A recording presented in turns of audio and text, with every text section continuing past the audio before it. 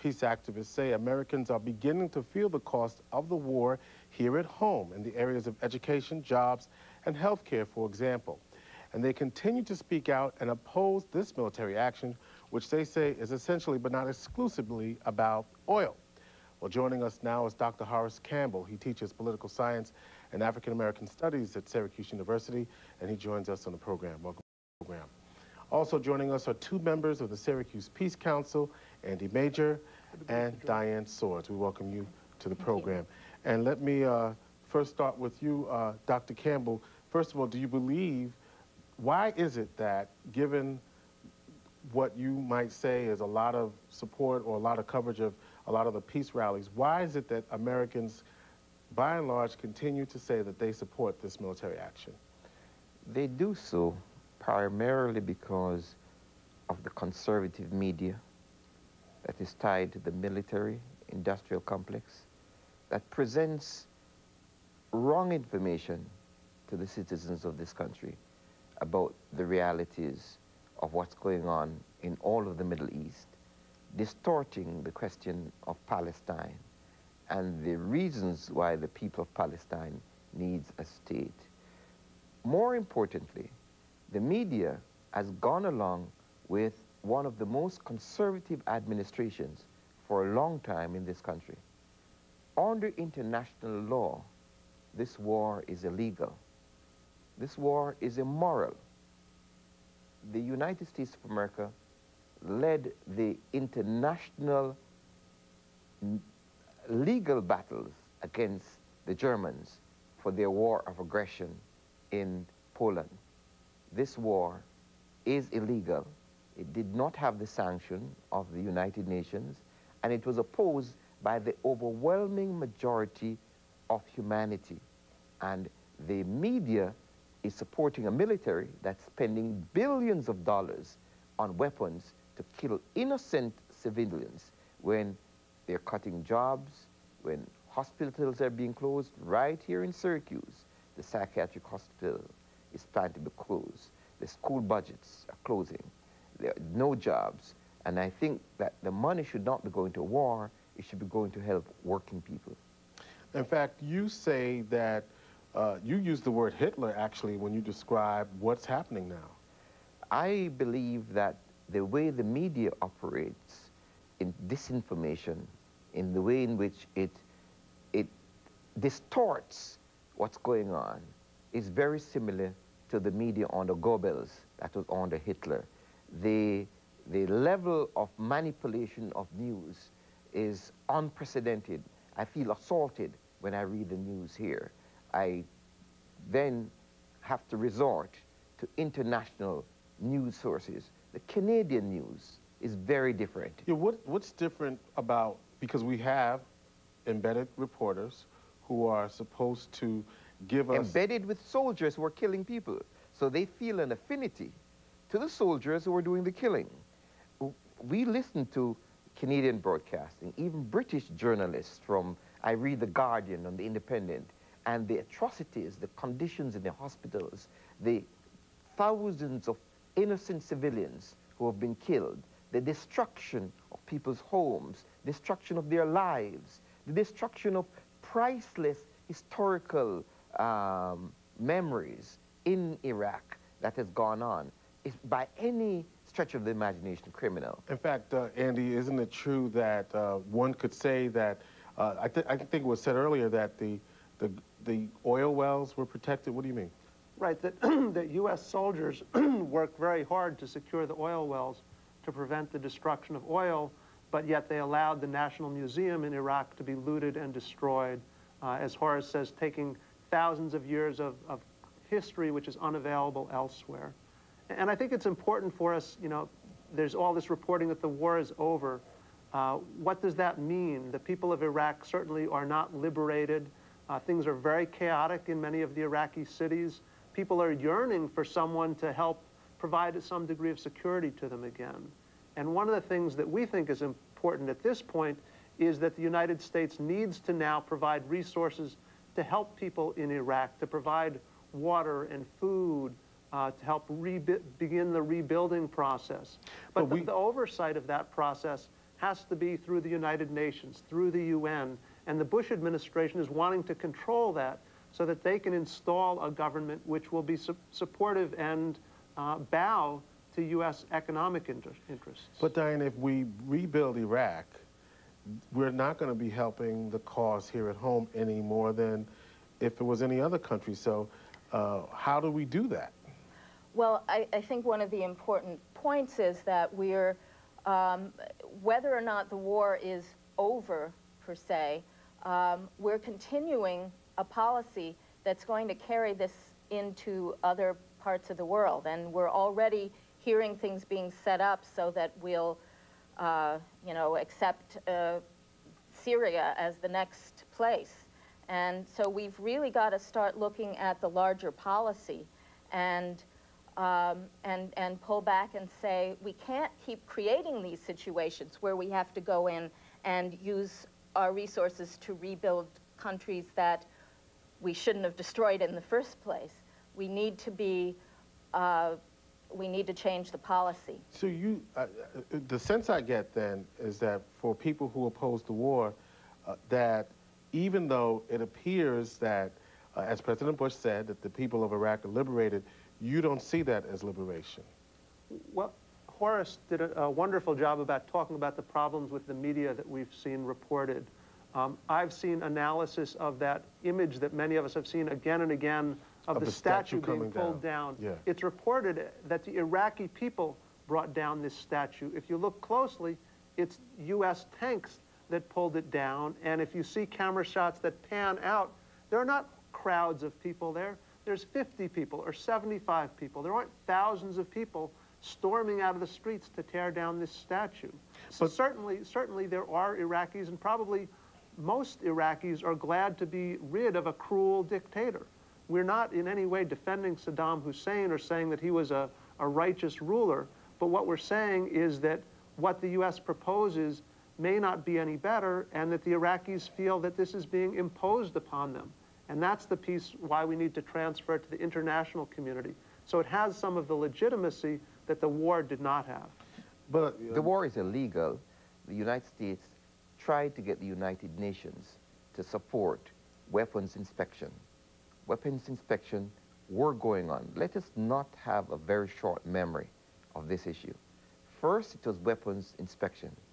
Then it was regime change. Then it was liberating Iraq. But all of this obscures the reality that this is old colonial occupation.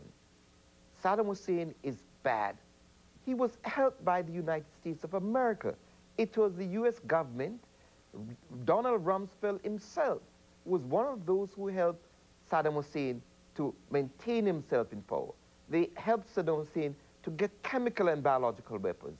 They helped Saddam Hussein to fight the war against the people of Iran. So you can see that there were chemical and biological weapons in Iraq. They were in the past, supplied by the United States of America.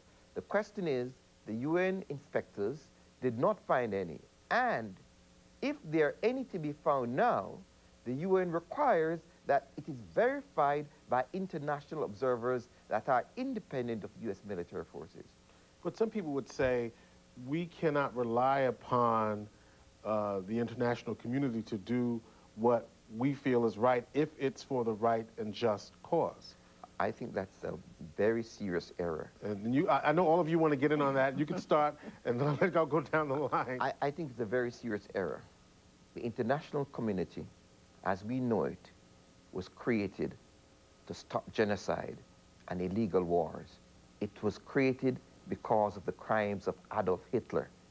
The international community survived dictators and the kind of repression all over the world. We need an international consensus about what is decent, what is peace.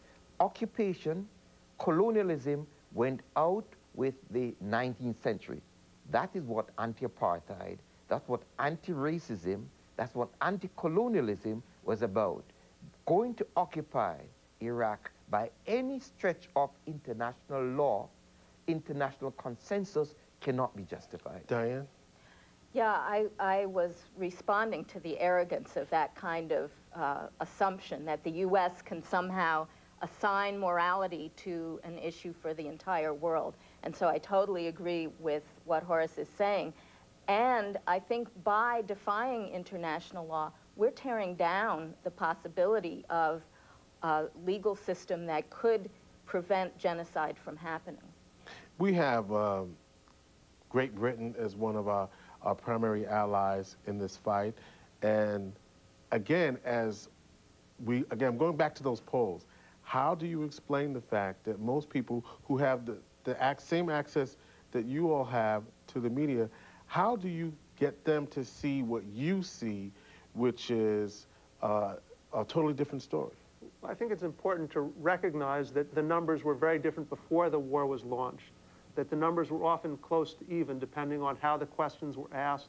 Often there was a majority opposition of opposing the war without UN support. Mm-hmm. So what happens in this country is once the war is launched, the government, with the media's support, gets on this drive that we're somehow, those of us who oppose the war are anti-troops or against the men and women who have been sent there to fight, and that increases the numbers significantly. But again, people aren't getting accurate information. You know, many of those same people who support war against Iraq also have been led to believe that Iraq played a role in the attacks of September 11th. That clearly is false information. The greatest and most powerful security apparatus in the history of the world has been unable to uncover any reasonable evidence to prove that, yet scores of people in this country believe it. So that's part of the problem, George. But don't you think that because, and again, we're here to give you access so you can tell us why we should perhaps think differently about this, but a lot of this goes back to the 9/11 attacks. No, in that this war was planned before 9/11.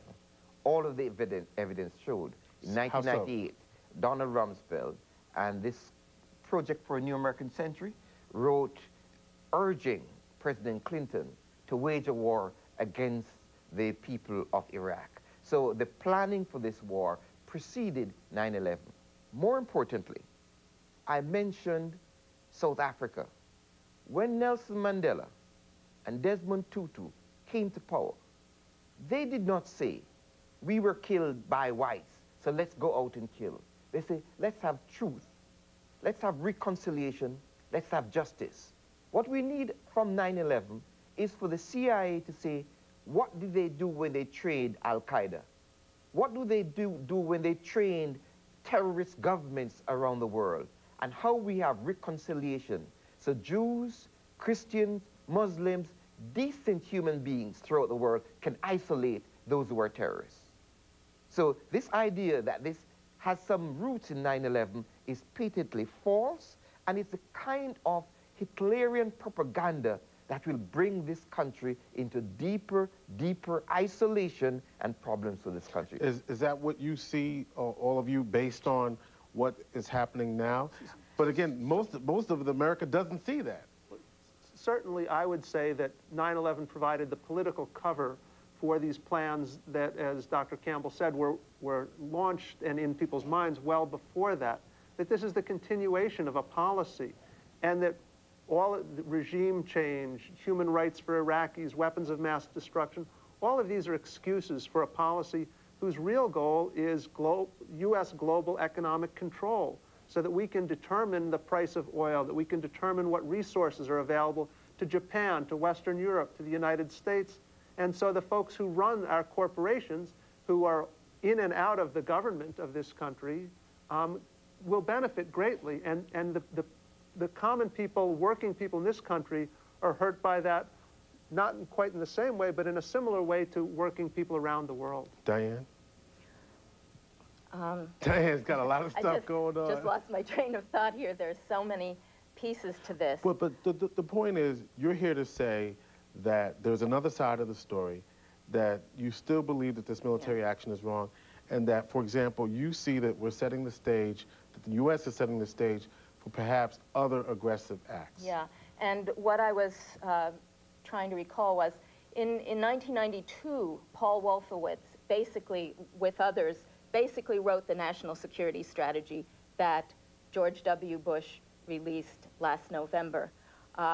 It was rejected as radical and insane by the Clinton administration. And this is the policy that we are now following to preempt any imagined military action, to make the world safe for free markets, which means the freedom of U.S.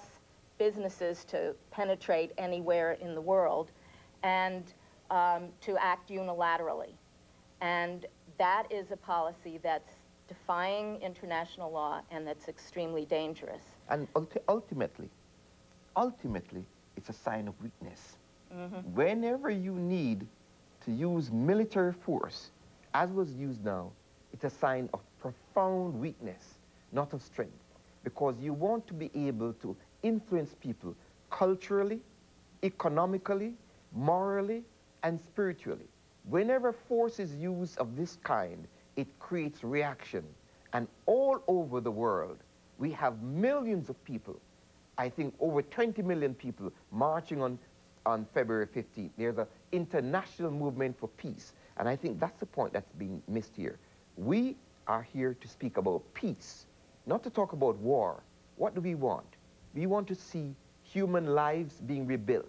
We want to see Iraqi children having medicine, having water. We want to see Palestinian children having homes to live in. We want to see people in Ireland having peace, people in Colombia having peace, people in Africa having peace. So this military action supports dictators and diverts attention from the need to spend money on healthcare, money on jobs, money on education, money on housing, instead of money on cruise missiles. Yeah, in fact, that's how you see, the three of you see the war at home having an impact. As you, we talked a little bit about this earlier, that even in this community, we're seeing school budgets, million-dollar deficits, and the fact that there won't be, and you connect that?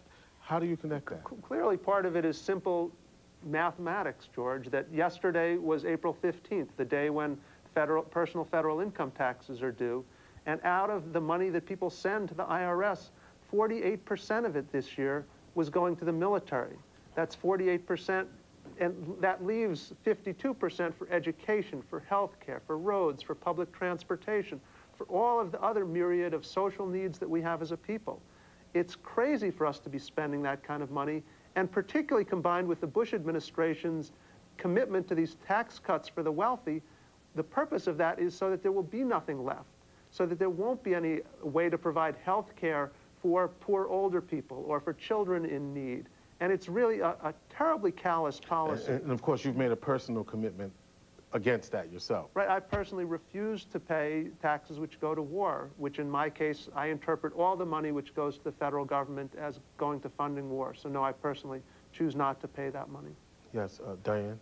Well, and I was going to say that in addition to this very warped set of priorities, what this war policy also does is open the way for exploitation of workers all over the world, and low wages and masses of poor people who will work for very low wages, and then jobs move from the U.S., and then we have low wages here. And we see economic policies that are a part of that process. I was just reading about trying to take away overtime pay and privatizing things like hospitals, where now the bottom line will not be your health, but the financial profit of private corporations. So what do you see going forward? I know that some of you are concerned about the Patriot Act and its connection to what's going on now. Where do we go from here? This war against the people of Iraq is very dangerous. It sets a very bad precedent of preemption. But more importantly, in this country, we have the development of a Patriot Act that plans to take away basic civil liberties. So someone who is calling for peace can be called a terrorist. We have in this community in Syracuse an Iraqi doctor was raising money for children in Iraq who is now locked up, incarcerated on the grounds that he was supporting terrorism. And the arbitrariness of people like Ashcroft and the former governor of Pennsylvania, that kind of arbitrariness in taking away people's basic rights provides very great dangers. So if you add the kind of propaganda that was used under Hitler, you add the technological capabilities of the biotech century, then there are very great dangers. And it is why the peace movement, the justice movement, the movement for civil liberties must be the movement that people should be listening to at this moment. Not to Donald Rumsfeld, not to John Ashcroft, but to those in this country who want jobs and housing and cleaning up of the environment. But the other piece that I would add to that is democracy. That we've brought signs to demonstrations that say regime change begins at home, that eroding civil liberties is part of eroding democracy. Having a president who's selected by the Supreme Court is an erosion of democracy. Having candidates who are selected based on their ability to raise hundreds of millions of dollars is an erosion of democracy. So all of this is part of a destruction of our ability to operate democratically at home, and that's part of why we feel like that people need to speak out. They need to get involved. They should call the Peace Council or get involved with other groups working to make the community a better place. But if people do speak out in this time, sometimes they're considered unpatriotic or some other term. Like, how do people stand up if they in fact support and believe what you do, Diane? I think that it's really important and patriotic to stand up and say when our country is doing things wrong, we need to change things. I mean, patriotism to me is standing up for the principles behind what we say our nation stands for. And that's the democracy movement that Andy is talking about. And I think it kind of shocks people to say, we need a democracy movement in the USA. That sounds, you know, we're the example of democracy. But in fact, we are losing our democracy to the degree that we had it, and we need to really begin to look at what democracy means. Do we accept the fact that democracy is really polyarchy, is really just the ability to vote on candidates who can raise the most money. It can raise the most money. But that's what it is. I mean, or is democracy participation? Is there such a thing as popular democracy where the people can influence their government between elections? And we need to build that if we want to have a truly democratic nation. So what's going to happen next? I mean, major military combat, so say military officials in the United States, is essentially over. But the war lingers on. What do people do now? That's delusionary.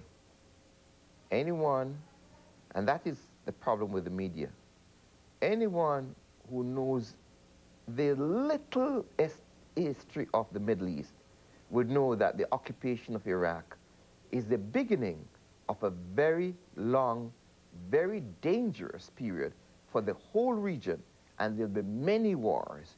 One cannot occupy a country of 20 or more million Iraqis and have the reaction of the rest of the world in Saudi Arabia, in Egypt, or in Palestine accepting this. This is the beginning of an instability that can only be turned around by the United Nations intervening to oversee the transition process in Iraq, where the people of Iraq decide about their resources. Here at home, Andy, what happens? Well, I think one of the things that is so important is that there are these values that we claim as a nation, these values of justice, of democracy, and I believe that people in this country really believe those, but we need to recognize that they're not being lived out by our government, and we need to change that if we believe in them. And we need to speak out and be willing to be called unpatriotic if that's what some people are going to do, to stand up for those fundamental values. Do you feel unpatriotic?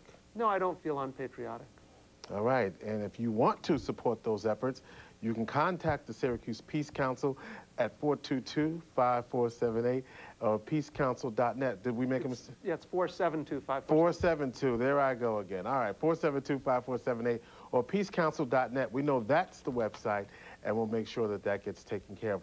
Horace Campbell, Andy Major, Diane Swords, all joining us today from the Syracuse Peace Council. How do you feel? Let's hear from you. You can write Access with George Kilpatrick, P.O. Box 2400, Syracuse, New York, 13220, or email accessgk@wcny.org. We want to hear from you, particularly on this issue, or you can fax us as well at 451-8824. You'll get your turn, but only if you write us, fax, or email us. By the way, we're gone for 3 weeks, but we'll be back. And remember, I'm George Kilpatrick. WCNY gives you access.